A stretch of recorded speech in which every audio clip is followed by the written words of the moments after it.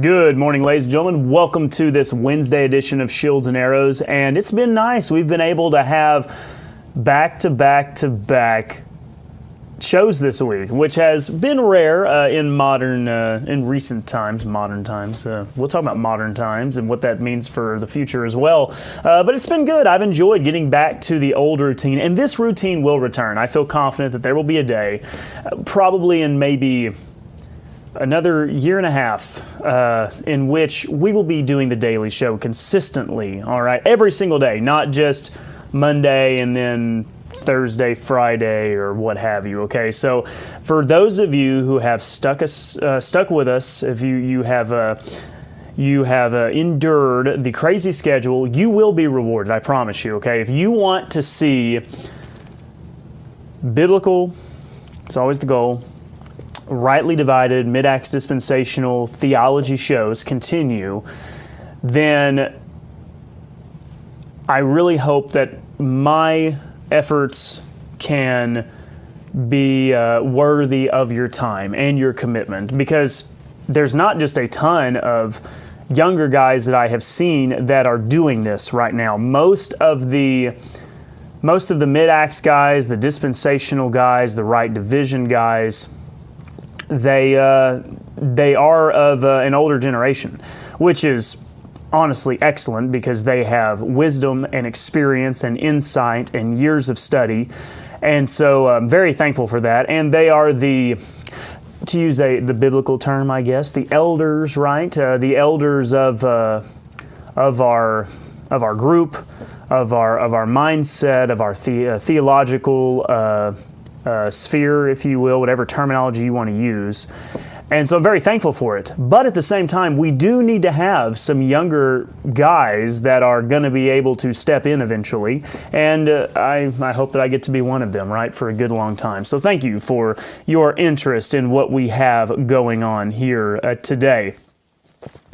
Now, we've been doing a lot of discussion regarding politics this week with all of the controversy surrounding Minnesota, and we're going to see how all that plays out, what's to come of Homan now going in and taking over, but none of that today, okay? We're not going to be focusing on the woes of politics right now. We're going to focus on the woes of Christianity, right? So we've got a few different things I want to talk about. We've got an article on a very tragic situation in which a young woman, a girl, depending on how you classify it. There was a time when you were in your later teens that you were just considered an adult, and now I don't know exactly the terminology used, but a teenage girl lost her life in a tragic sledding accident. And we're just going to look at some of the comments that are made in a post regarding that, from the Christian Post, actually, of all places. And we're going to see how the fatalism of Christianity, popular Christian thought, does kind of win through the day. It always seems to come to the surface.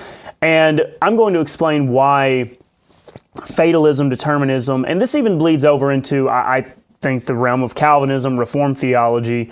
Fatalism is a comfort doctrine. It's a doctrine you believe that helps you. It's I would use the term, a coping practice, a coping mechanism. It helps you go through traumatic experience, sad experience, loss, and so on.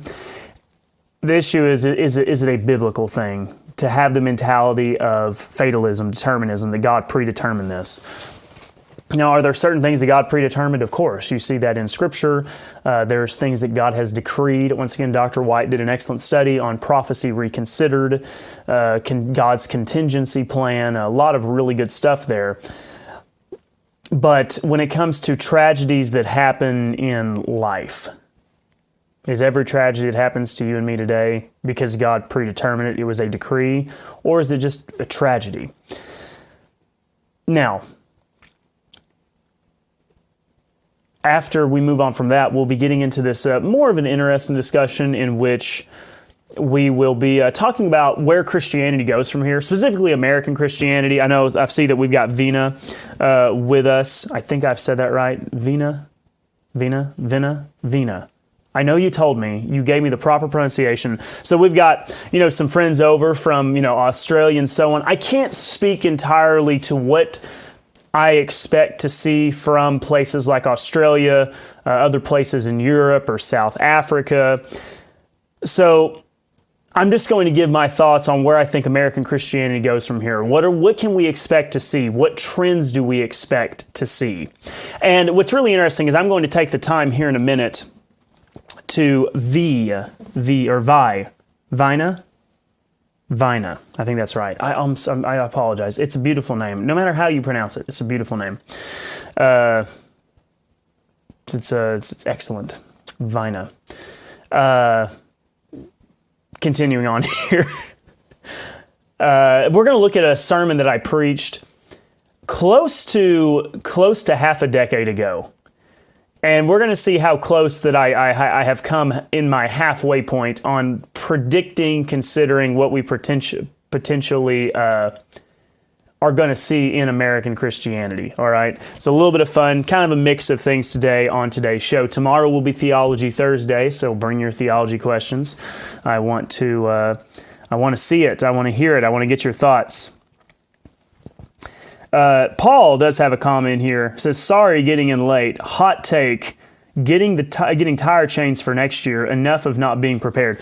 Paul, I'm right there with you, because here's the thing. You may not need them for 5 years, but when you need them, you kind of need them. And I will say, we went through a spell when I was younger.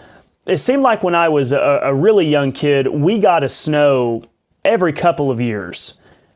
And then we just went through, it was just drought. It wasn't that we never had any cold weather, but it was just a drought when I was, 12 to 17, 18 years old. We did have a couple ice storms, but not really any kind of snow. And with that, we never really thought much about the need for it, but as of late, for the past 5 years now, we've consistently gotten some winter weather at some point. And so, yeah, I think I'm right there with you to get some tire chains. Good idea. Hey, we got Sydney with us. Sydney, are you coming to the Bible conference? I'm going to get into today's show, I promise, but we've got so many great people here with us. Yeah, Sydney, come to the Bible conference again. Are you gonna make it this year? You better. I'm going to be very disappointed. And Vina says that you are an American Christian hiding out in the Aussie outback. Well, that's fascinating, and I'd like to hear more about it. That's pretty neat. I always wanted to go to Australia because of the movie The Man from Snowy River. I thought that was a really good movie. Yeah, chains are cheaper than snow tires. Maybe work better than snow tires, too. Okay. Also, Vina likes the beard, so thank you. Appreciate that. I'll give it a shot. We'll see. The problem is, here in person, it looks red. Maybe on camera it's not so bad. All right, let's get in the show. I know you want to get to that. I've done enough visiting. So let's go ahead and get to this very tragic story here on the Christian Post. This young woman here, or once again, teenager, 17 years old, she was killed in Frisco, Texas, not very far away from where I live, especially not very far away from where some of you live, like Paul. Frisco's less than an hour and a half, probably, from where I'm sitting right now. So killed in a very tragic accident, just having fun skiing, or sledding, I guess. Now, how was she doing it? Was she doing it in a very smart way? That's all things to discuss. It says a 16-year-old soccer standout was fatally injured and another teen was hospitalized and in critical condition following a sledding accident during an icy winter storm in North Texas. So 16 or 17 seems to be conflicting a little bit here. Christian Post will have some typos every now and then.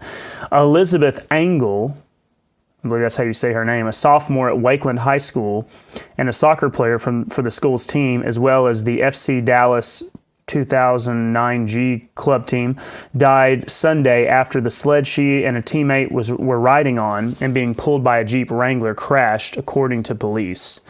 The incident occurred just before 2:30 p.m. on Sunday in a residential area of Frisco, a suburb north of Dallas. Police say a 16-year-old boy was driving the Jeep while towing the two 16-year-old girls on the sled.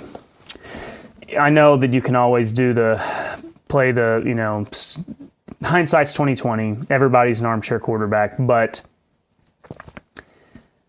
16-year-olds doing anything unsupervised is typically just not good. When I was 16, I didn't get to really go hunting with other friends because my parents were concerned about the responsibility of others, because they taught me gun safety, but maybe not those that I wanted to go hunting with, and so on. It's such a sad deal. But that's just not a scenario that's going to be good. Nothing good is going to come out of that with a 16-year-old driving a Jeep. And now he's got to live with that for the rest of his life. It's a tragic, tragic thing. So the sled struck a curb during a sharp turn and then collided with a tree, police said in a news release. Both girls were transported to local hospitals with life-threatening injuries. Angle succumbed to her injuries at the hospital, while the other teen, her best friend, whose identity has not been publicly released by police due to her juvenile status, remained in critical condition. Such a sad thing. The mother, giving in a Facebook post here, says her daughter was a bright light, a fun spirit, a brave soul, who just received her license. We loved her so much. She just got a car and a license and had her whole life ahead of her. It was all taken away so abruptly in a sledding accident yesterday. Life is fleeting and precious. I take comfort that she had people helping her till the end. She added, "We will never be the same and never forget how much love she brought to our family. Please lift her up in prayer." I know as a parent myself, there is just nothing more devastating than the thought of losing your child. So you just can't imagine what this mother is going through right now, the pain, the loss that she feels. Moving on here, Luis Ramos, the coach of Angels FC Dallas Club, honored her with a poignant tribute on social media, calling her the team's calm voice and a resilient defender who had overcome a broken ankle earlier in her time with the team. She knew what it meant to stand her ground, to take the hit, to protect what mattered, Ramos wrote Monday. She came back stronger, not just in body but in heart, and now, though the field feels different, though the back line feels empty, we believe this. And this is the key point that I wanted to point out to you. So the post that he made here, God called her home, not in defeat, but in victory, still guarding, still strong, now standing watch from a higher ground. So there's that line there, God called her home. And that is a term that is just commonly used when somebody passes. The Lord called them home. It was their time. This is just a very clear example of fatalism and determinism that exists just in Christianity. And granted, I don't know this man, if he is a Christian, Luis Ramos. I mean, I'm assuming he probably is. He invokes God there, but, in modern times, it's hard to say for certain who's really a Christian and who's somebody that's just kind of spiritual, I guess. He could have been Muslim. Sometimes, Muslims may...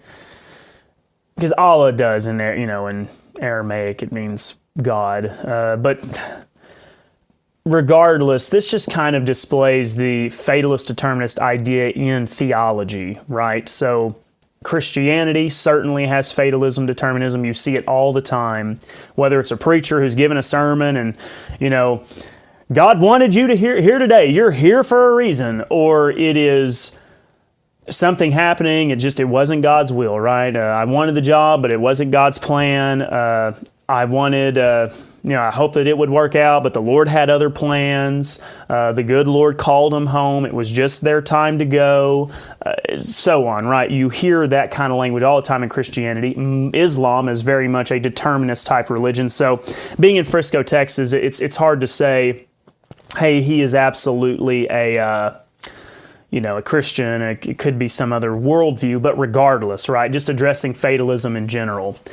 it is a comfort theology. That's one of the things about the Calvinists that does kind of amuse me a little bit, because the Calvinists have the mentality of, we just take the hard truths. Here, I've got a beard now, and so I can play the Calvinist part. We just accept the hard truths, right? You don't like that God doesn't elect certain people to salvation, and He intentionally creates some people to damn them to hell. Well, praise be to God, you've just got to suck it up, buttercup. And so they'll have that doctrine, and everybody, the funny thing is, I've never met a Calvinist who's not elect. Right? Have you caught that? Every Calvinist that you know is elect, that God chose them. And so they pretend like they're real tough, right? Oh, I'm so tough, right? It's just the cold hard facts, just the way it is. Just the way it is. God just predetermined it, whether you like it or not. And yet, it actually is, it's a Trojan horse, because it is comfort theology dressed up as hardline doctrine. It really is. At the end of the day, Calvinism is comfort theology, because no matter what happens, at the end of the day, God willed it. Whatever happens, it was according to God's will. So, in the case of a tragic accident like this this young lady here, it was God's timing, right? God called her home. It was time for her to leave this earth and go be with the Lord.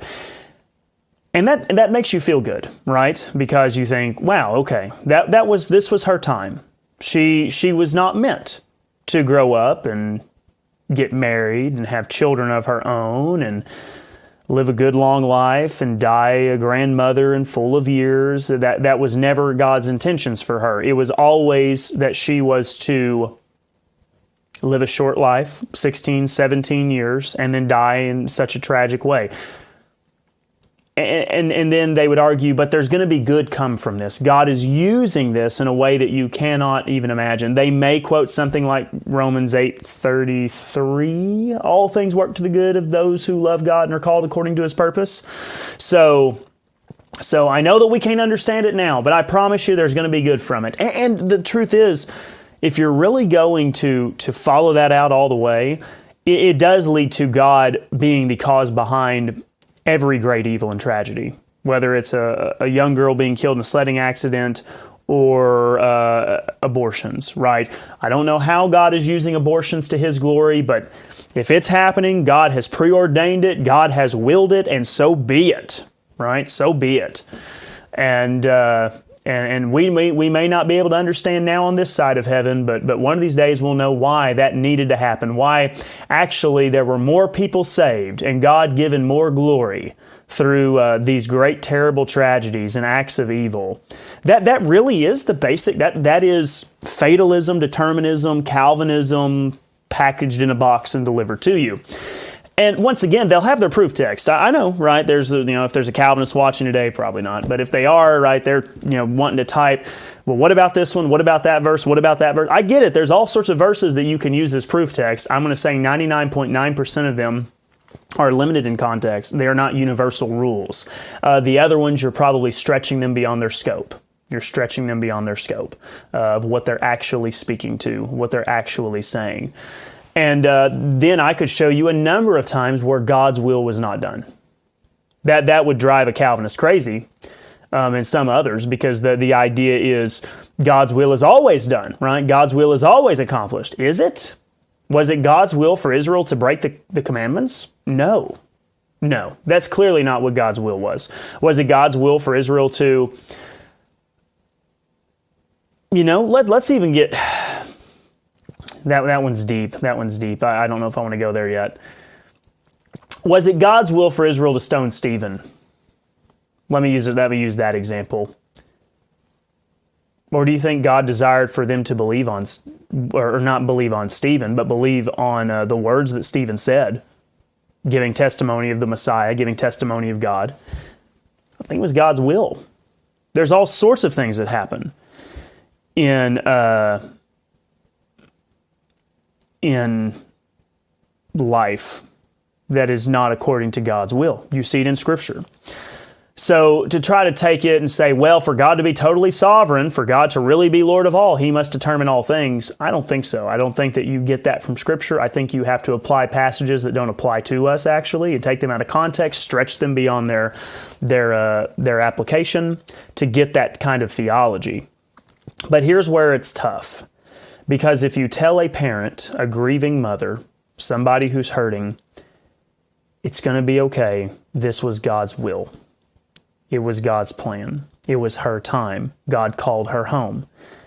That does give you peace that, okay, there's a reason for this, and it kind of helps you ignore the tragedy. It kind of helps you ignore how tragic it is. My position is a hard one. It was a tragedy because she could have lived. She could, her parents, whoever, I don't know their home situation, but her parents could have said, you're not going to be sledding behind any of these teenage boys. You're not going to do that. It could have been avoided. She could have graduated high school. She could have gotten married. She could have had children. She could have lived to be a ripe old age. It wasn't predetermined and pre-planned for her to die at 16, 17 years old. But it did. And that makes it a tragedy. If it's God calling her home, it takes away the harshness of that. Because there was no other way it could have happened. She was going to depart from this world at that point. But it didn't have to happen. It didn't have to. A lot of tragedies. Even a person who lives a good long life, they make it to their 70s or 80s. They die of a heart attack. Not to say that you're going to live forever, but I don't know, if they maybe exercised a little bit more, ate a little bit healthier food, maybe you would have had another 5 years. You could have made it to 90, right? So the rule applies regardless. Just because if someone dies of a tragedy at 16, doesn't mean that God called him home any more than if a man has a stroke and dies at 78 that God called him home. It's just, there's a number of events that can occur, that can take place, that leads to that happening. Maybe the stroke is just nothing you could have done to avoid it. That's just the clot formed and you couldn't stop it because clots do eventually form, arteries do eventually clog. Maybe if you ate a little bit healthier, you might have been able to avoid it. I don't know. There's tragedy. And I think that to a degree that should shape in how we view the world, that life is really precious. And you do need to be very careful to preserve it instead of having the happy-go-lucky mentality of, hey, when it's my time, right? If it's time for me to die, I guess I'll die. No, that's not the right mentality. God has not predetermined how you're going to die. I know that some will say that there's passages where they say that. Look about Hezekiah, wherever God said in a certain number of years you're going to die. Then he didn't actually die in that certain number of years. Calvinists and so on, they kind of overlook those passages. But if you're someone who has experienced tragedy in your life and you have relied on it was God's plan, God's timing. Let me use an example here. My grandfather, my mom's dad, I think mom's watching. He was 80 years old, right? If mom's watching, help me remember, Mom. Wasn't Papa Jimmy right at 80? I know it was either 80 or early 80s. But he just died very suddenly of a heart attack. Just caught us off guard. We did not see it coming. Now, is it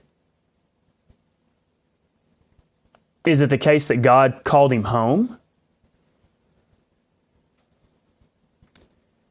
I don't see it as it was God's timing for Papa Jimmy to die at 80 years old, for him to pass it at 80. I think that as a man gets older, his risk of a heart attack goes up. Now, does that make it a tragedy? That's an interesting question, because just because someone does die, yeah, okay, Aunt Becky's watching. Yes, 80 years old. Hey, Aunt Becky, my mom's sister. Just because somebody dies, I don't think that you just need to see it as an absolute case of despair and tragedy. It does kind of depend on the situation, because let me tell you about my Papa Jimmy. You would just have to know him. He was not a man who wanted to be dependent upon anybody. All right, the last thing he would want is to be waited on by someone. That man was going to take care of himself. He was going to be his own man. He was going to go when he wanted to go. He wanted to do when he was going to do what he wanted to do. That was just his personality. And the truth is, now after the initial shock, right, the impact of losing him so quickly, right? Because I think, man, I wish I'd have called him one more time. Called him one more time, went by to see him one more time. We'll always do that. But when I think about the life he lived, his personality, his temperament, to just go like that on his own. He was at the house, taking care of himself, going about his business. I don't think he would have wanted it any other way. He would not have wanted to spend weeks in a hospital. He wouldn't have wanted to be put in a nursing home, something like that. That's not the kind of man he was. So two things can be true at once. Was it God's timing for Papa Jimmy to go? I don't think so. I think that we live in an age in which God isn't just predetermining that you're forced to go this path, and when your time's up, I'm flipping the switch, right? That's not the age that we're in.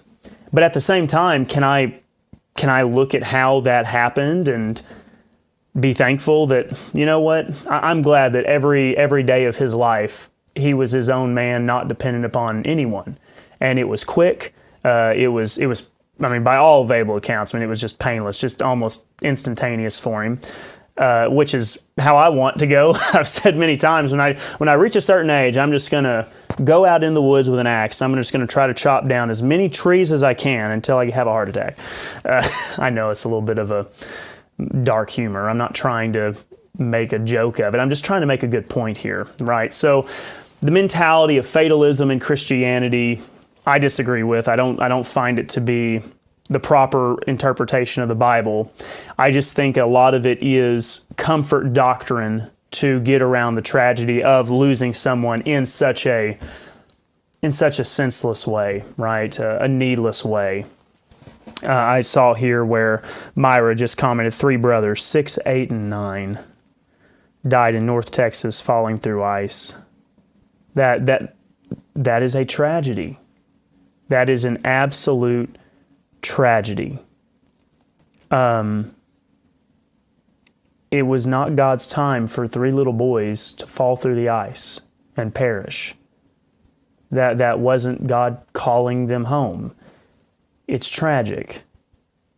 And that is why we have to be so careful about raising our children, because life is precious.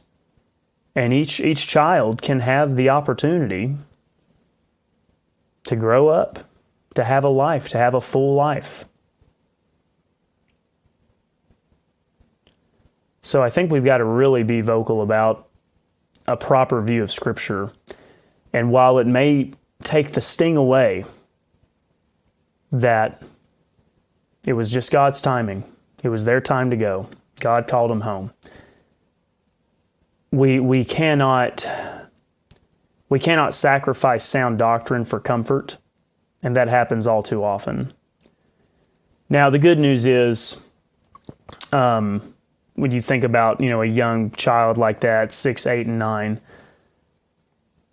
as I've gotten older, I've been more willing to really see we use the theological term age of accountability a lot. should we use a term that is not found in Scripture? Those are interesting conversations, discussions to have. But as far as who is going to be held responsible, accountable for themselves, I feel confident that a 6, 8, even 9-year-old boy, they will go to be with the Lord. When we think about the character of God, now if you're just an outright Calvinist, then I don't know. If one of those boys was elect and the others weren't, well, only one of them, will go to be with the Lord, and the others will be suffering eternal torment. Even there's some who argue that when you look at the counting of the men in Israel, don't they start at the age of 20? That's considered the fighting age. There's some that argue you don't get to an age of accountability till you get to 20 years old, and I at least appreciate that because of they're trying to find a textual answer, a biblical answer for that. And so, even the case of the 16, 17-year-old girl, we can't know all these things perfectly well. But you just do have to, if there is any comfort to be found. Sometimes there is. Sometimes when, you lose a child, or if you lose someone who is a believer, you take comfort in that, right? Or in the case of my Papa Jimmy, right? You take comfort. He was a believer also, absolutely. But also you can think of other circumstances as well, right? I know I'll get to be with him for eternity. He is now with the Lord. But also the way it happened would have been how he would have wanted it. You just have to find, if it can be found, ways to find comfort. Sometimes you can, sometimes you can't. Sometimes just there is absolute tragedy that happens. We just have to be determined to not develop our doctrine around what makes us feel good, what brings us comfort, but what is the truth, right? What is the truth? Tom says calling them home, the main answer is that is, are they saved? Yes, right. And we see it all the time.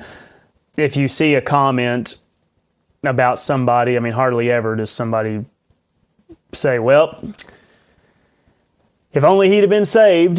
Everybody, they just assume is going to heaven, which that's kind of a coping mechanism in and of itself, right? Somebody gained their wings today. But at least for believers, if they are saved, if they believe in the gospel, then we can find comfort in that.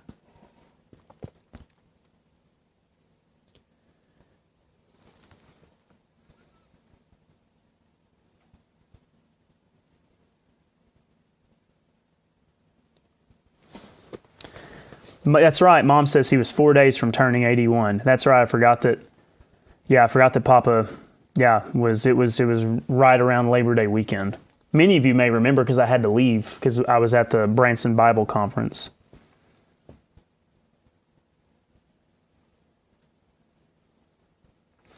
Robert says, man goeth to his long home, Ecclesiastes 5:7.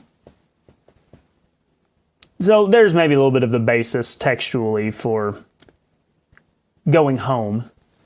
I see what you're saying there. Now, did God call him there, Ryan? Is it your time to go? These are important things to talk about. Toby says, if God is basically silent in this age, then God is also not calling people home, correct? Accidents happen. I agree.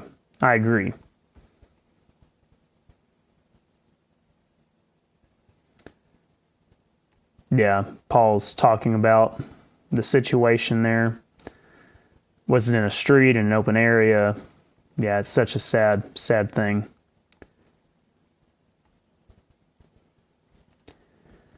So with that, just wanted to spend some time reflecting on it because I saw that story and it's not a popular position. That is one reason why being a real biblicist is not going to gain you a lot of friends. Because you do take some really hard truths there. Robert shares Ecclesiastes 9:11, but time and chance happeneth to them all.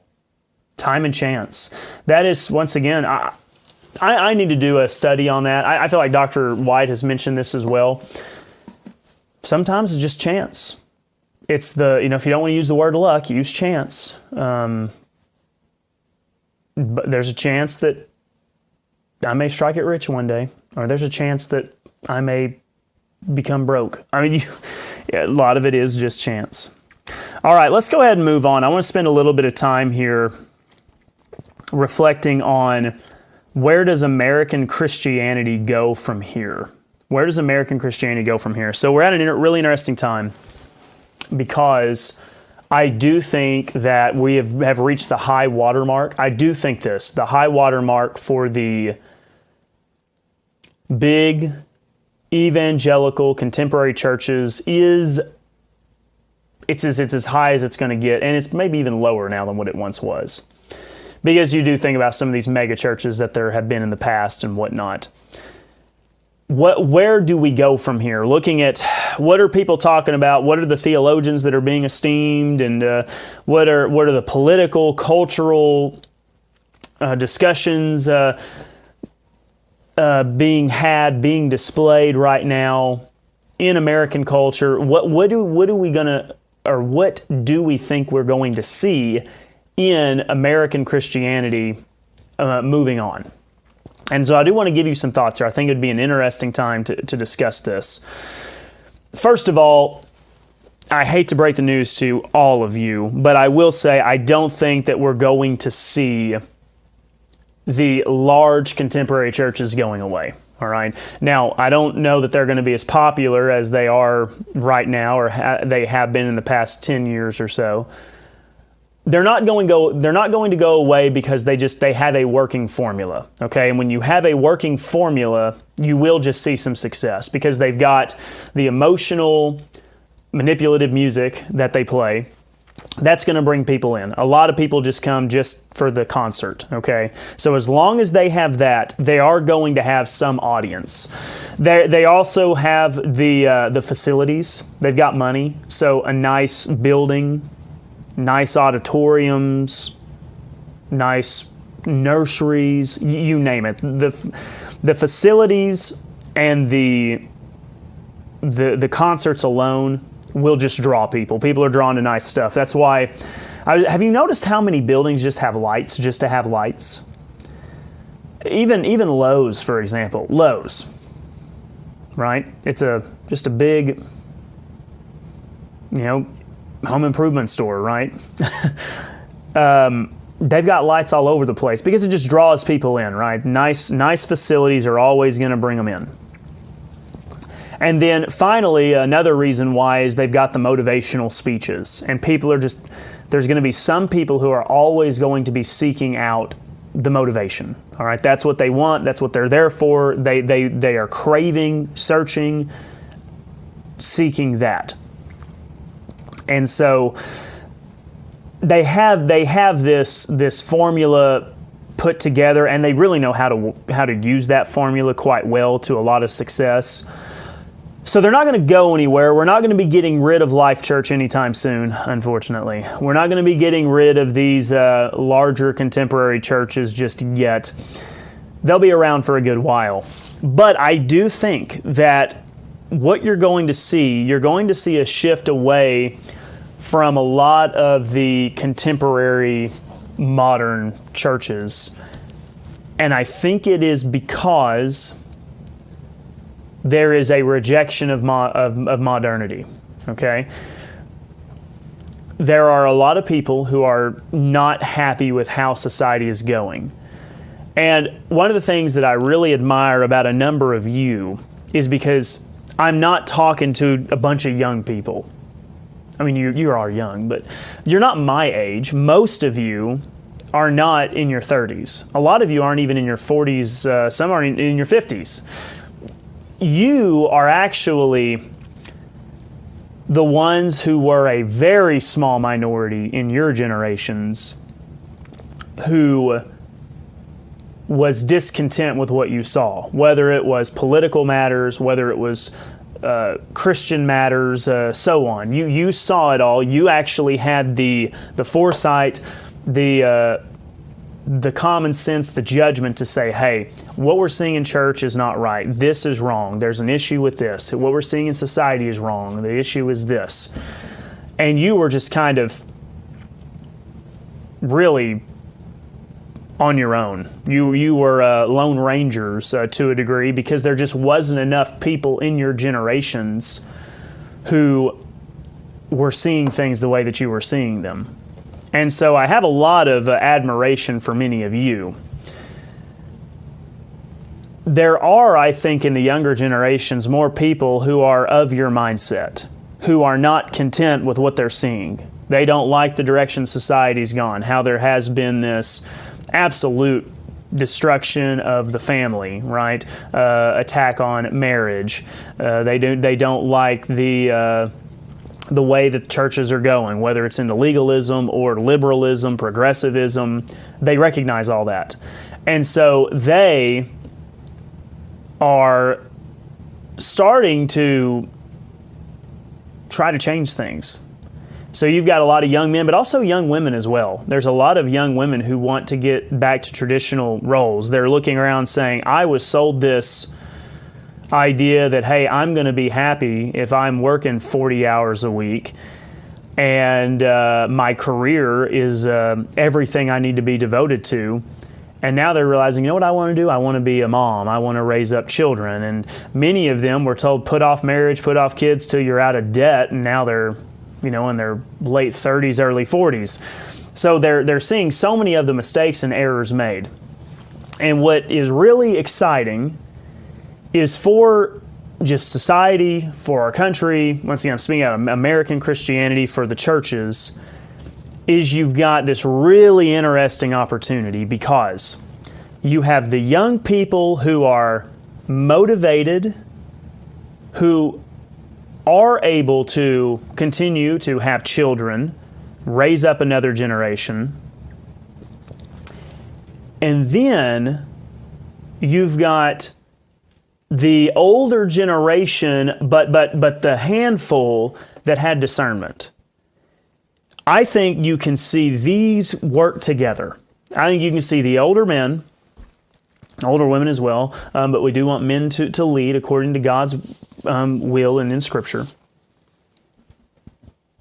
They be the leaders, the elders, if you want to use that terminology, and help these young people make a really big shift in culture, society, and in church.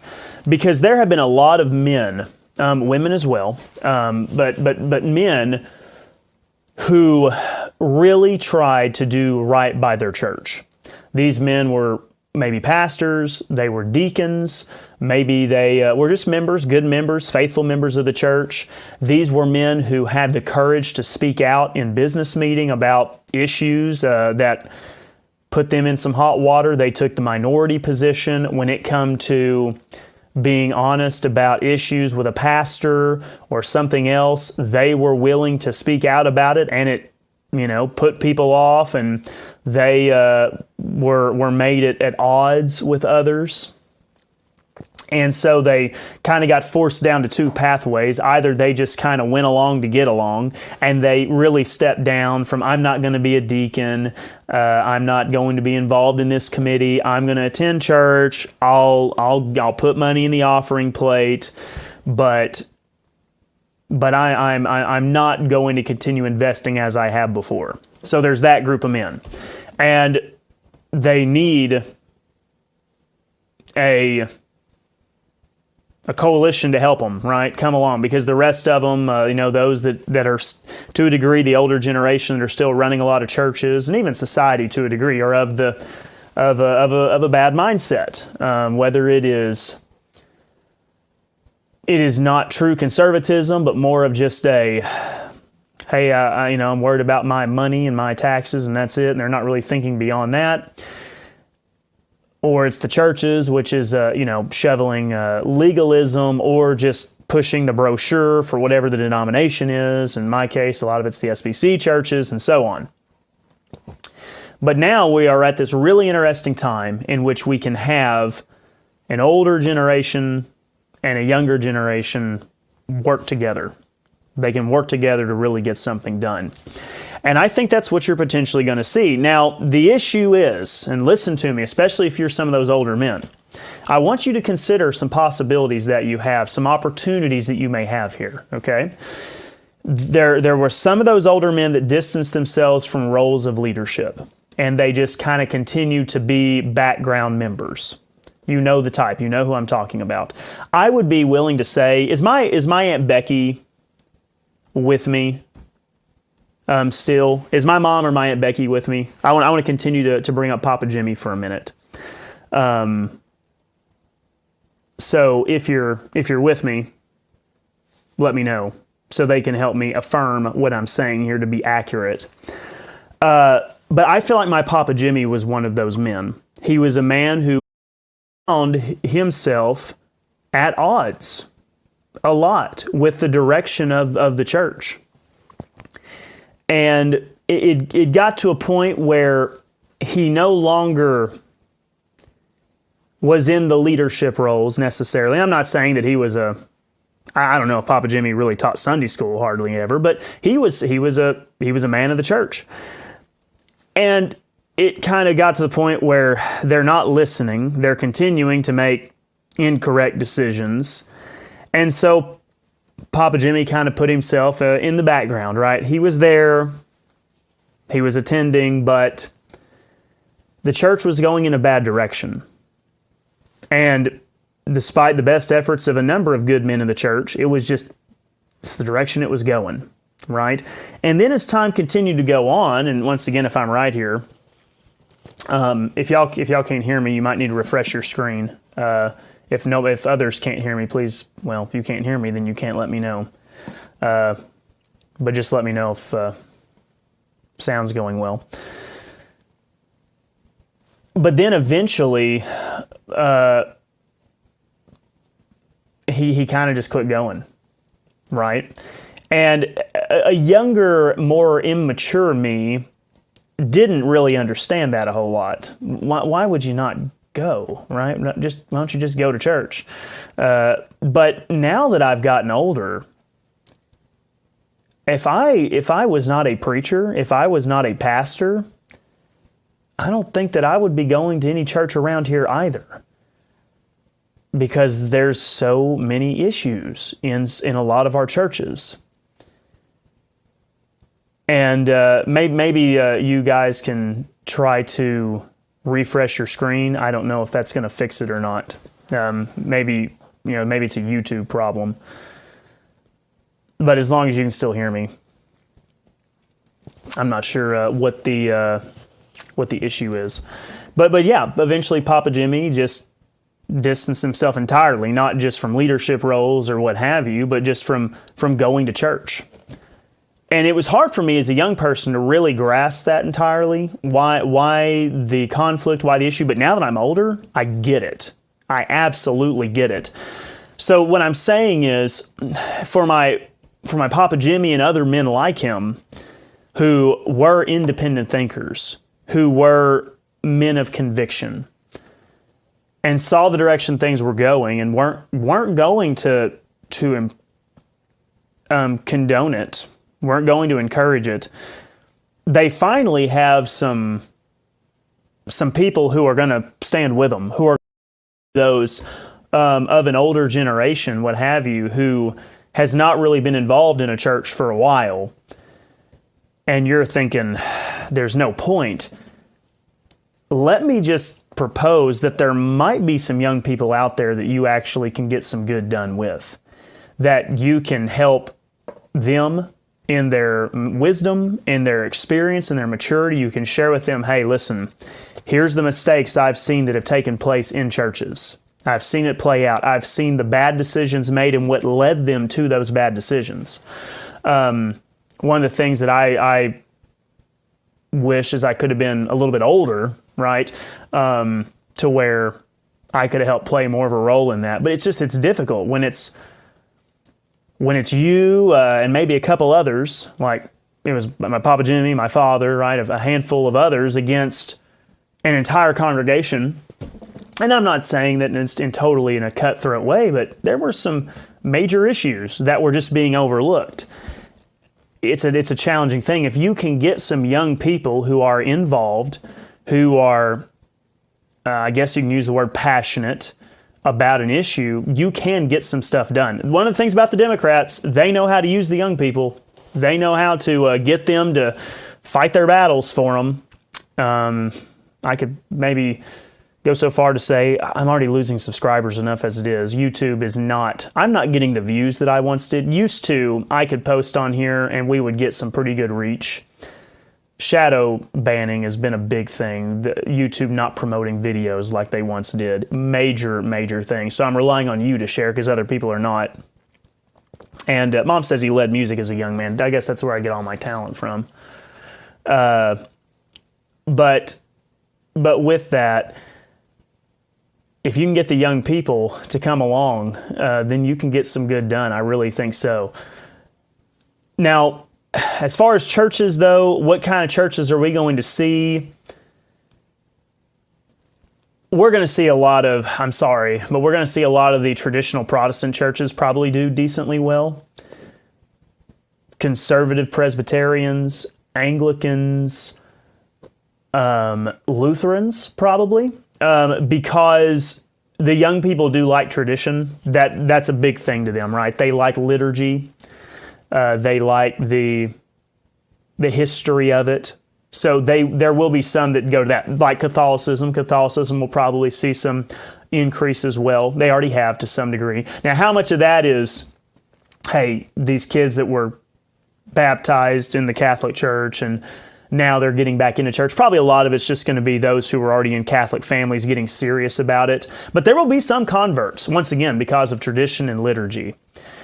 Unfortunately, a lot of the churches that are going to see an increase are going to be those smaller Reformed churches because they do have doctrine. They do. I think it's incorrect doctrine, but it is doctrine. All right? And young people are wanting that. They're wanting actual, well thought out principles derived from Scripture. Okay, so they're gonna do that. All right, their Reformed theology is a big deal. Replacement theology is popular. There's a lot of strong skepticism amongst young people concerning the nation of Israel. Those are just the trends. That's just what's popular right now. Okay, we've talked about that before. So expect to see that, okay? The Reformed churches, the Presbyterian churches, so on, they're going to do good. Reformed Baptist churches are going to see some success because they are traditional still. They sing a lot of the traditional hymns that will appeal to people. One of the challenges is to us, like a fundamentalist dispensational church, the KJV, due to people like Wes Huff, which, hey, Wes Huff has defended God in his word on a number of occasions, and I'll commend him for that. But one of the things he's done, though, is he has done a lot to defend the critical text. He's a critical text guy. That's going to make it hard for us who use the King James. So what we need really well presented, really well thought out cases for why the King James, why the received text. So we've got to do good in that area. I think that's going to be a major battle that's going to be had with young people who are trying to decide, okay, I want to get involved in church. Where do I go? So we need to be able to defend the received text, the King James, and point out some of the glaring issues with the critical text. Another challenge is just dispensationalism has been dragged through the mud. We've talked about that a lot. It's going to take a lot of work to defend dispensationalism, and you're going to have to overcome a lot of straw men. So expect, if you are an older gentleman, you're just an older person having a conversation with young people, and they are doing any online reading, they are hearing a lot of things about dispensationalism, and a lot of it is a straw man and it's not true. So you're going to have to make sure that you articulate and explain why the arguments they've heard against dispensationalism are not good arguments, why they are false, why they're not made in good faith, and things like that. So it will be a challenge, but that doesn't mean that fundamental dispensational churches can't grow and we can't see success. I think we are seeing that in a number of places. I think that we're seeing that. We're seeing new dispensational fundamental churches spring up. Do we have Luke with us today? Luke, are you watching? I don't know if you're watching with us today. You may be watching the Grace Life podcast. I don't know. But Luke just started a church up in South Dakota, so that's really great for them. Excited. I need to get him on the show and talk to him. There's a number of people I need to get on the show, though, and I just haven't done it yet. So there are a lot of good opportunities. As far as when I was a young preacher, I preached a sermon called The American Church in the Next Decade. I preached it June 26th, 2022. So we're not quite halfway through at this point. It'd be interesting to see.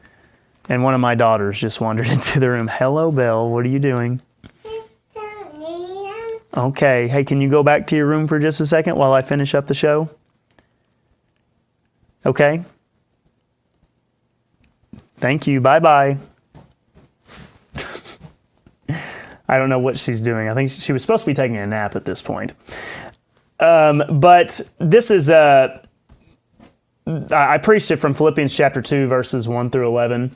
And these are some of the notes that I have on it, talking about Roe v. Wade. And I think that some of the things I had to say, it's not that I'm a prophet, but just trying to look at the writing on the wall and what we're seeing in a lot of this. My estimations were that with the overturning of Roe v. Wade, culture war would increase. And I think we saw that. From 2022 to 2026, we did see a lot of fighting regarding abortion. You've seen the push for abortion pills and all of these things. One of the things that I emphasize is why should preachers address matters of politics? And I think we've seen that as a major determining factor. Hey, are preachers getting involved and actually speaking out about political matters? Some have. Some are acknowledging the need to be upfront about it and calling it like it is. Others have backed away and they're trying to play the middle of the road position.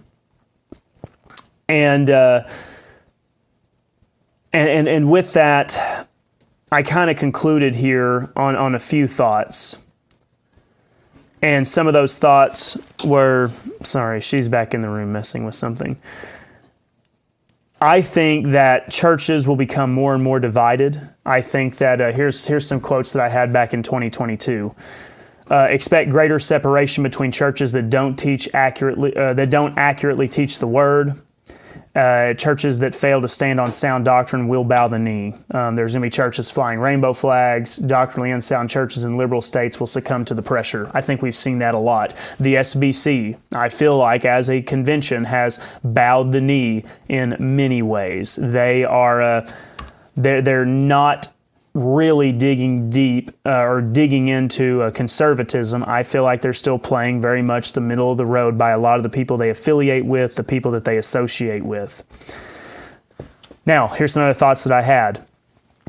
Churches that don't crack under the pressure, members will become more committed. And I think that we've seen that as well. There have been a lot of people who were maybe more passive churchgoers, passive church members, maybe just more passive, just Christians, Bible students in general. I use church terminology a lot because I go to church, but you don't have to. Not everybody does. I understand that. Not everybody has a good church to attend. But with that, I am seeing an increase in the commitment, the dedication by a number of churches, people who are going to church. Smaller churches, I do think, will prosper where larger churches diminish. Smaller churches have a higher ratio of strong believers. I think about the movie 300. I brought more soldiers than you, even though I didn't have as many. And so I do think the small churches are in a good position. We'll continue to see if my prediction on the church in the next decade, it'll be the year 2032 when it's technically a decade up, and we'll revisit all of that. So in conclusion, those are the thoughts I had for you on this Wednesday. Nothing life-changing, nothing groundbreaking, but wanted to speak to a little bit of matters of doctrine. Wanted to speak a little bit to where I think we are right now as far as American Christianity, where we're going to go from here, what we can expect. Tom says, the Vice President Vance became Catholic because it's the oldest church according to him. Yeah, well, that's what the common line is. It's the oldest church. It's, how old is it? 2,000 years now, even though I've argued that the Catholic Church is really not what it was 2,000 years ago. They just something keeps coming out of the rubble of it, and they keep calling it Catholicism. Robert says he may be right there, Tom. They follow the kingdom gospel pretty much, but then that's most of churches today. Yeah, that's true. They do repeat a lot of that. Yes. All right. Well, everybody, we are past time. I really appreciate all of you who have taken the time to join us. Continue to stay tuned for updates on the Bible Conference. If you have questions, markdbaze@gmail.com. Contact me there. And once again, really appreciate each and every one of you. Thank you all for being with us today. Great to have you, Aunt Becky. And if you have any questions, once again, I really want you to contact me. I enjoy hearing from you. It means a lot. It's very encouraging. All right. So thank you so much. This has been Shields and Arrows. We will see you tomorrow for Theology Thursday.